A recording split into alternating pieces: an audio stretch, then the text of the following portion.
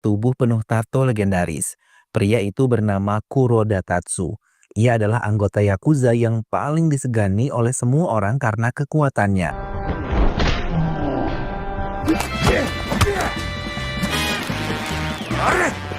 Saat dia bertarung, dia bahkan mendapat julukan seperti naga abadi. Tetapi suatu hari dia tiba-tiba mendapat pencerahan untuk bertaubat. Ia ingin meninggalkan kehidupan gelapnya dan akan berubah menjadi seorang suami dan ayah rumah tangga yang baik dan bertanggung jawab. Sejak saat itu, kehidupan keluarganya berubah.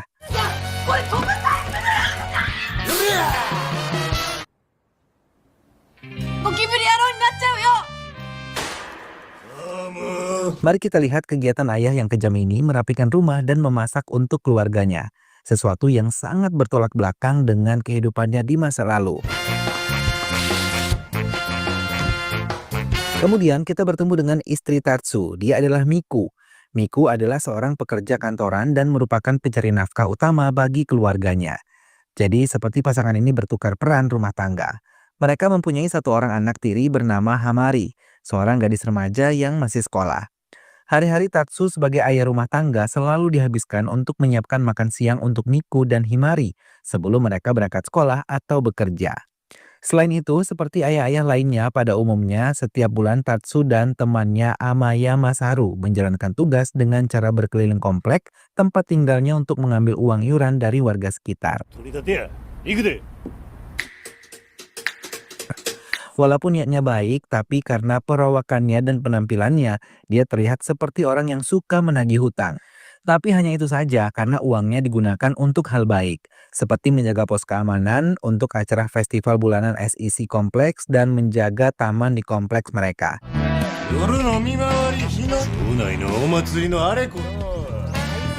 Namun, wajah Tatsu terkadang tidak terkondisi. Wajahnya yang menakutkan sering membuat warga merasa takut ketika didekati.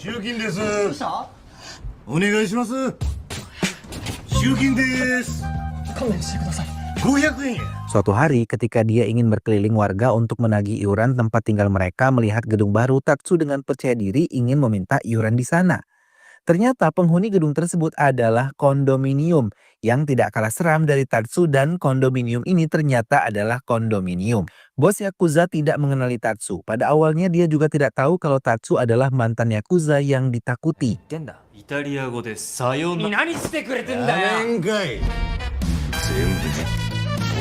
Namun setelah dia menyadarinya, dia sangat takut.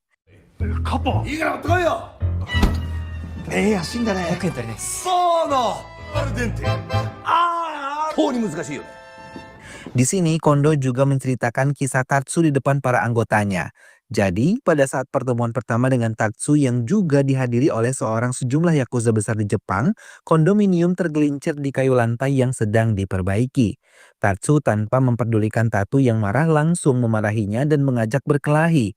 Hal ini tentu saja membuat Kondo merasa sangat takut.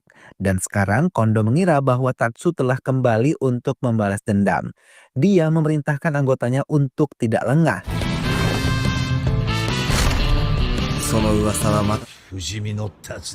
Tempat kejadian perkara berpindah ke Misaru, teman Tatsu.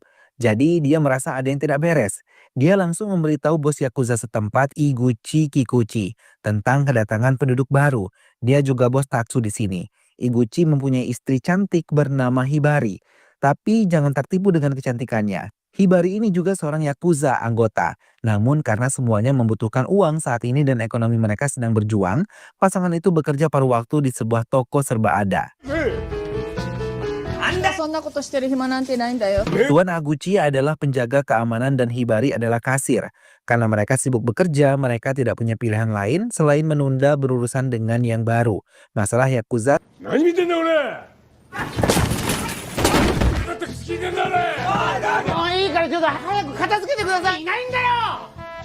Sementara itu, kita pindah ke rumah Tatsu. Keluarga kecil ini sedang mendiskusikan untuk melepaskan hamster mereka. Mereka kesal karena mereka tidak bisa merawatnya lagi. Tetapi mereka tidak tahan untuk membiarkannya keluar di jalan.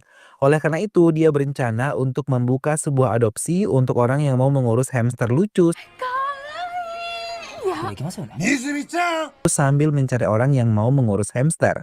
Polisi yang sedang berpatroli curiga dengan kegiatan Tatsu karena perawakannya yang mencurigakan. Polisi mengira Tatsu membawa senjata. Tatsu tidak mau petugas mengetahui tentang hamsternya. Jadi dia berlari ke gedung kondominium bos untuk melarikan diri.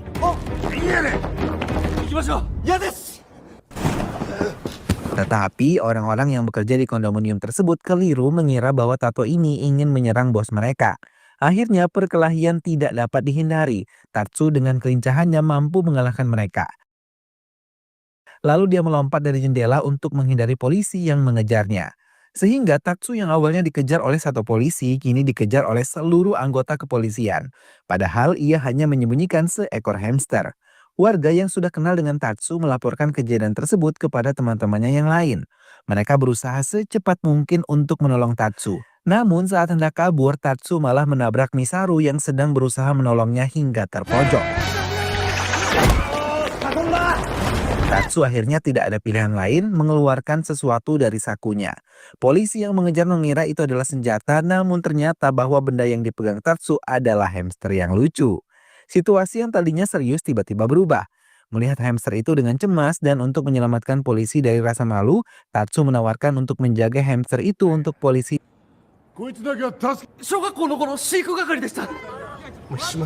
di malam hari. Mo melihat Tatsu tampak lelah dan sebagai istri yang baik, dia berinisiatif untuk memasak sesuatu untuk makan malam mereka. Tetapi ternyata bahwa Miu tidak pernah benar-benar menyentuh dapur. Lihat saja cara dia memotong sayuran itu mengerikan dan tentu saja masakannya terasa sangat buruk. Meskipun begitu, suasana makan malam menjadi lebih hangat saat mereka mendiskusikan tentang tujuan liburan untuk musim panas mendatang. Tetapi sebagai mantan Yakuza, Tatsu tidak bisa tak kuasa menahan rasa khawatir akan hal buruk yang mungkin terjadi.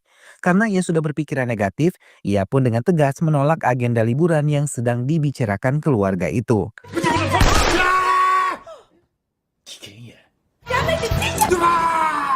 Setelah beberapa saat, tiba-tiba terdengar suara tangisan dari arah depan rumah mereka. Mereka curiga. Hami langsung mengecek depan rumah dan menemukan seorang anak kecil yang sepertinya ditinggal sendirian di sana. Mereka kemudian memutuskan untuk menelpon polisi dan mencari orang tua anak itu. Ketika Tatsu pergi membeli popok di toko serba ada, istri mantan bosnya mengira bahwa istri Tatsu telah memberikan kelahiran seorang anak.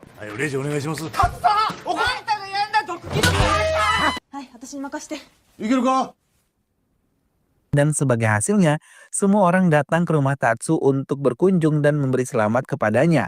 Agar tidak terjadi salah paham, mereka pun menjelaskan kejadian yang sebenarnya.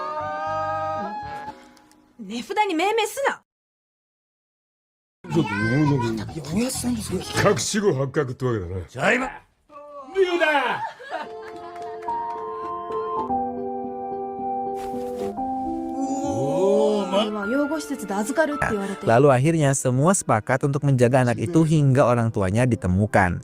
Anak kecil ini diberi nama Ryu. Sejak kehadiran Ryu, Tatsu kini terlihat lebih bahagia.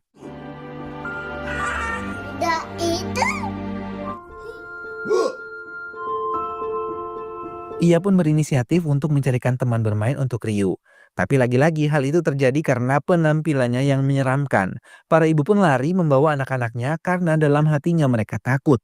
Tatsu mempunyai keinginan untuk memberikan Ryu masa kecil yang lebih cerah agar tidak seperti masa kecilnya yang suram.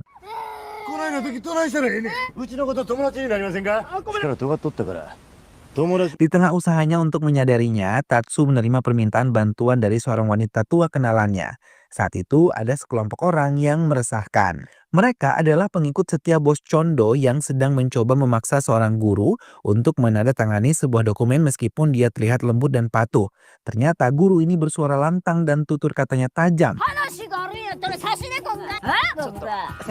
Saat marah, kehadiran Tatsu membuat anak buah bos Chondo merasa takut dan memilih untuk meninggalkan tempat tersebut. Guru tersebut kemudian menjelaskan rencana bos Chondo untuk membeli gedung sekolah untuk dijadikan supermarket. Karena menolak, permintaan bos Kondo tersebut membuat sekolah tersebut mengalami berbagai bentuk teror dan kekerasan.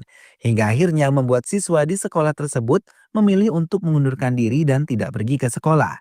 Situasi menyedihkan ini membuat semua orang bersedih, termasuk Tatsu.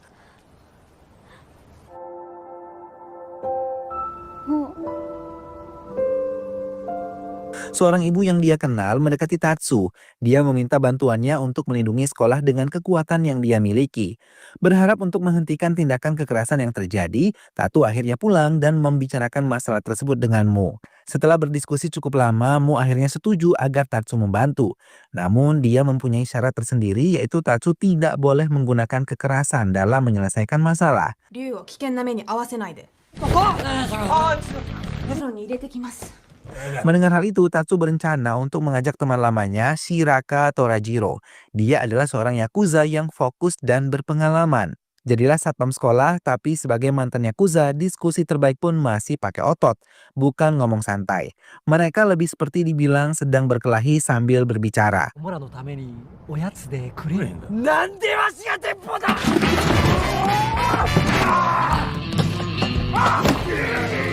Seorang wanita bernama Koharu yang ternyata adik Toro tiba-tiba muncul dari kejauhan. Mengira mereka melawan, Koharu bermaksud untuk melerai. Dia juga mencoba untuk memukul Tatsu, namun dengan mudah dikalahkan saat pertarungan terjadi. Adegan itu seperti di serial Trauma dan kedekatan dengan Tatsu membuat jantung Koharu berdebar kencang. Koharu pun salut dan langsung jatuh cinta dengan Tatsu.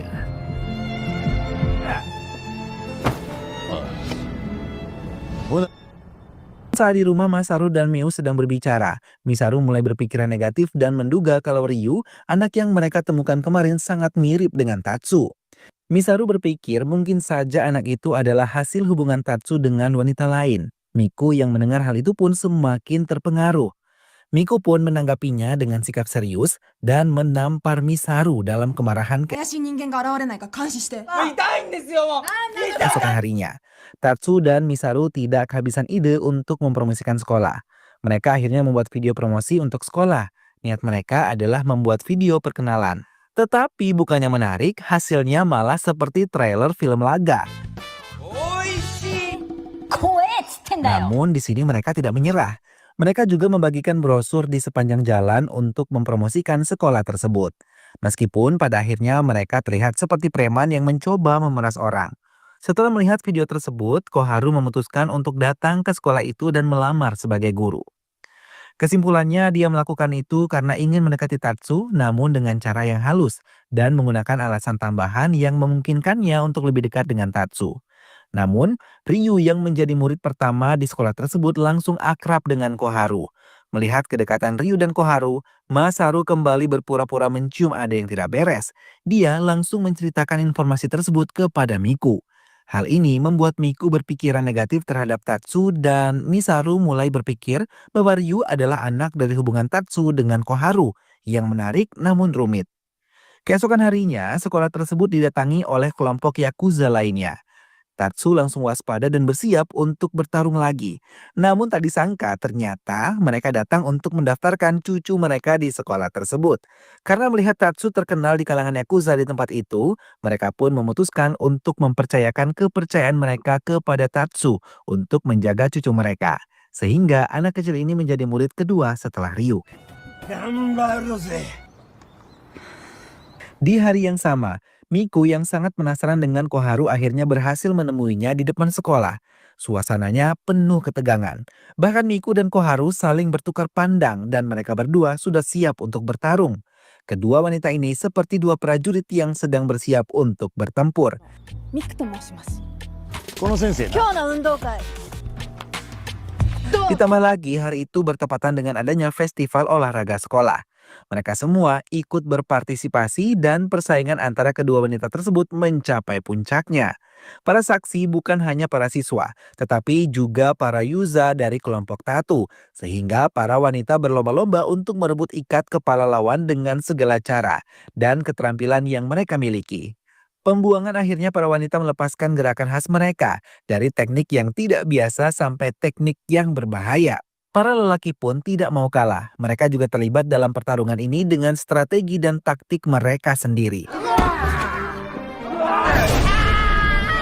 Akhirnya setelah pertarungan yang cukup lama, Miku yang tangguh muncul sebagai pemenang dalam kompetisi wanita. Walaupun peserta di anak-anak hanya 2 orang kompetisi. Semua orang bersemangat dan bahagia. Tawa dan wajah bahagia memenuhi area sekolah saat mereka menikmati kompetisi. di tempat lain. Bos kondominium marah melihat sekolah masih berjalan lancar. Dia memutuskan untuk mengunjungi sekolah dengan anak buahnya. Dia sangat yakin bahwa Tatsu akan mengenalinya. Namun Kondo merasa sangat kecewa karena Tatsu sama sekali tidak mengingatnya. Dan tentu saja hal itu membuat suasana menjadi tegang. Dalam usahanya untuk melindungi Tatsu, sang Koharu, pemberani, tiba-tiba memukul bos Kondo. Melihat bos mereka diperlakukan seperti ini, mereka tampak tidak senang dan memperingatkan Tatsu bahwa mereka akan membalas sebelum meninggalkan daerah itu.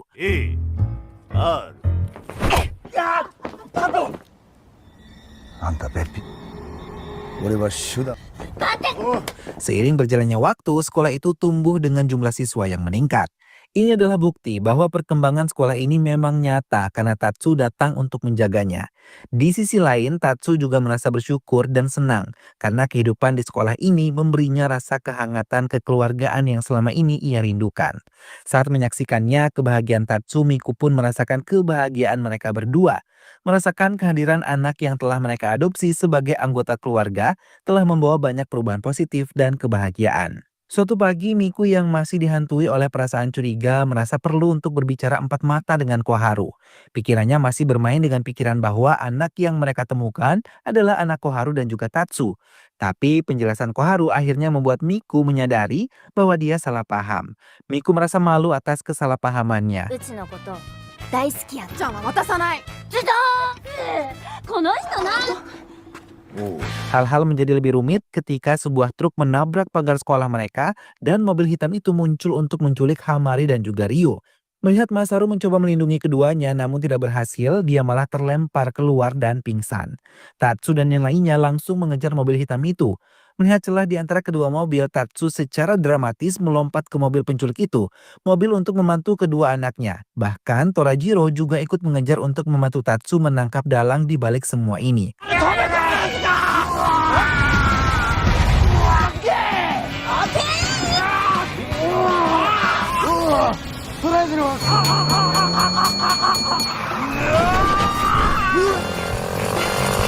Akhirnya setelah pengejaran yang dramatis, mereka bisa menghentikan penculiknya. ケツの穴指突っ込んで Setelah pengejaran selesai, Tatsu dan yang lainnya pergi ke rumah sakit tempat Misaru dirawat dan ternyata Masaru masih pingsan karena luka di kepala yang cukup serius. Dalam kesedihan, Tatsu mulai curiga kalau bos Kondo berada di balik penculikan ini. Dan hal ini membuat Tatsu merasa perlu untuk membalas dendam. Melihat Tatsu yang ingin membalas dendam, Torajiro pun tak ragu untuk bergerak lebih dekat ke sisinya seperti kilat. きっちりつけてやんな Ketika mereka tiba di tempat kondominium, bos mereka disambut oleh ratusan pengikutnya. Tojiro melemparkan tantangan kepada mereka dan dengan itu konflik pun dimulai. Dalam menghadapi situasi ini, mereka pun mempersiapkan diri sebaik mungkin untuk pertempuran. Berbagai persiapan pun dilakukan bersama dengan anggota lainnya. Di tengah kesibukan persiapan pertempuran, kabar baik datang dari Misaru. Akhirnya dia terbangun dari tidurnya, pingsan tanpa menunggu lebih lama lagi, bahkan masih tertatih-tatih. Misaru segera bergabung dengan Tatsu untuk berpartisipasi dalam pertempuran yang akan datang. Di sini, kelompok Tatsu tampaknya sedang sibuk memilih senjata dan mereka juga dengan hati-hati mengumpulkan sejumlah besar bubuk mesiu dari berbagai kotak mereka.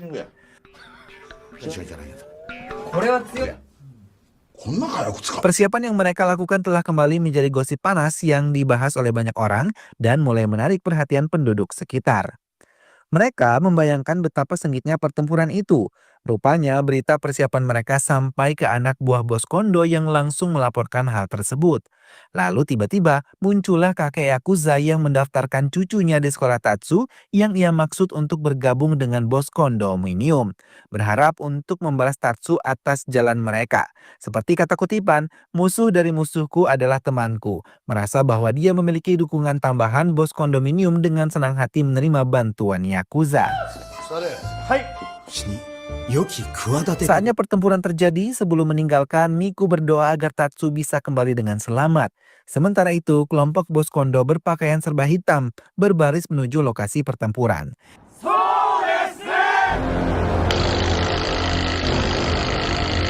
Tiba-tiba terdengar suara yang mengagetkan kelompok bos kondo. Mereka mengira itu suara tembakan, tapi ternyata itu suara kembang api yang dinyalakan kelompok Tatsu sangat tidak terduga. Mereka disambut bukan oleh garis musuh dalam pertempuran tetapi oleh orang-orang yang merayakan festival. Ternyata Tatsu telah menggunakan bubuk mesiu yang mereka pikir untuk peledak menjadi bubuk mesiu untuk kembang api dalam perayaan festival. Akhirnya fakta mengejutkan terungkap.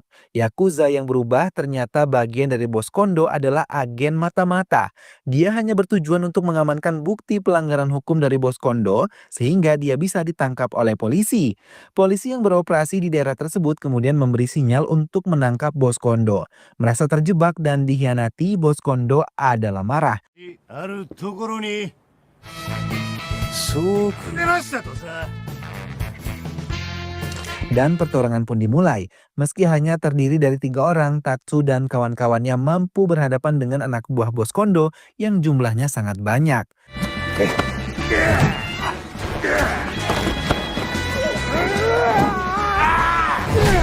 Namun tiba-tiba Koharu datang. Meski terlambat, namun nyatanya mereka menjadi lebih kuat dalam pertarungan. Menyadari anak buahnya, bos kondo yang kewalahan pun merasa perlu untuk turun tangan.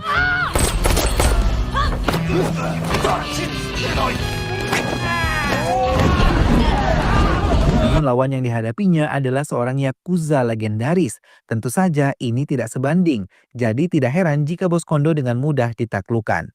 Tatsu lalu mengumumkan bahwa mereka telah memenangkan pertarungan. Semua orang yang hadir di festival itu pun senang.